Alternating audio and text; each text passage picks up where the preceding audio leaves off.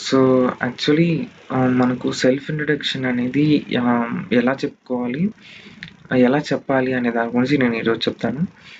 So, ఎందుకు self introduction thought much important అంటే, ఏ company అయినా సరే మనల్ని క్యాలిక్యులేట్ చేసేది ఈ ఒక్క క్వెషన్‌లోనే. సో, 50-60% మనల్ని క్యాలిక్యులేట్ చేసేది ఈ ఒక్క క్వెషన్‌లోనే.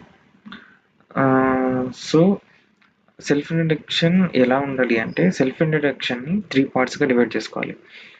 First part, second part, third part. First పార్ట్‌లో వచ్చేసి మన గురించి చెప్పాలి. అంటే మనం ఎక్కడ చదివాం, ఏం చదివాం, ఎప్పుడు పాస్డ్ ఔట్ అయ్యాం, వీటి గురించి చెప్పాలి. సెకండ్ పార్ట్‌లో వచ్చేసి మన డెసిగ్నేషన్ ఏంటి, అంటే దేని గురించి మనం జాబ్‌కి అప్లై చేస్తున్నాం. అలాగే మన స్కిల్స్ ఏంటి, ఆ డొమైన్‌లో ఉన్న మన స్పెషాలిటీ ఏంటి, మన స్ట్రెంగ్త్స్ ఏంటి. సో, ఇవన్నీ సెకండ్ పార్ట్‌లో కవర్ చేయాలి.